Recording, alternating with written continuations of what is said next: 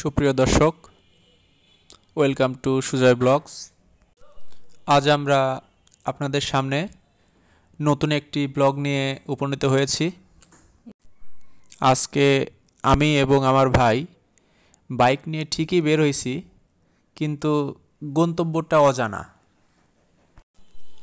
ঘর থেকে যখনই বাইকটা বের করব, আকাশের দিকে তাকিয়ে দেখি মেঘলা মেঘলা ভাব। তো ভয় লাগছিল যদি বৃষ্টি আসে।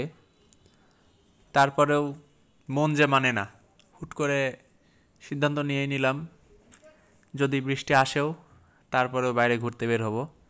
তো যেই কথা সেই কাজ, বেরিয়ে পড়লাম আমি আর ছোট ভাই বৃষ্টির আগেই। কিছু দূর আগাতেই হালকা বৃষ্টি পড়া শুরু হলো। তো তার কিছুক্ষণ বাদেই একটু জোরে বৃষ্টিই শুরু হয়ে গেল।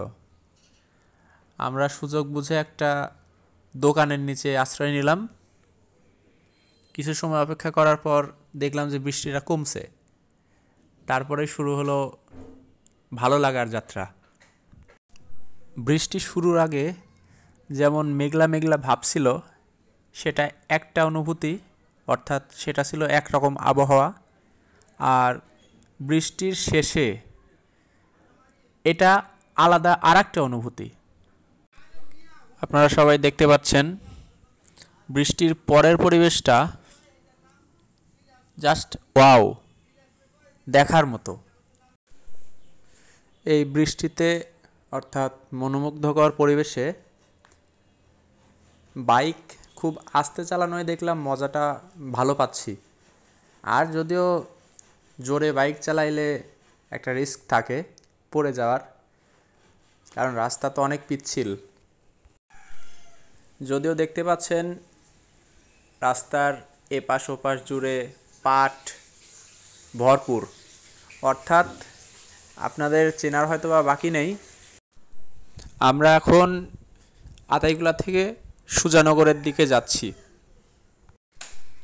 একটা কথা না বললেই নয়, না বললে হয়তো অপূর্ণই থেকে যায়, যে এই মেঘলা আকাশ দেখে যদি বাইক নিয়ে বের না হইতাম, তাহলে হয়তো বর্তমান যে ফিলটা পাচ্ছি এই ফিলটা পাইতাম না, বড় ধরনের একটা মিস করে ফেলতাম। যাই হোক, যা হয়েছে অনেক ভালোই হয়েছে। তো দর্শক, এত সময় নিয়ে আমার এই ভিডিওটি অনেক ভালোবাসার সহিত দেখার জন্য আপনাদেরকে অনেক অনেক ধন্যবাদ। আমাদের সাথেই থাকুন আর আমার চ্যানেলটি সাবস্ক্রাইব করুন। যদি ভিডিওটি ভালো লেগে থাকে তাহলে অবশ্যই ভিডিওতে লাইক এবং কমেন্টস এবং শেয়ার করুন। আর সর্বোপরি সবাই ভালো থাকুন, সুস্থ থাকুন।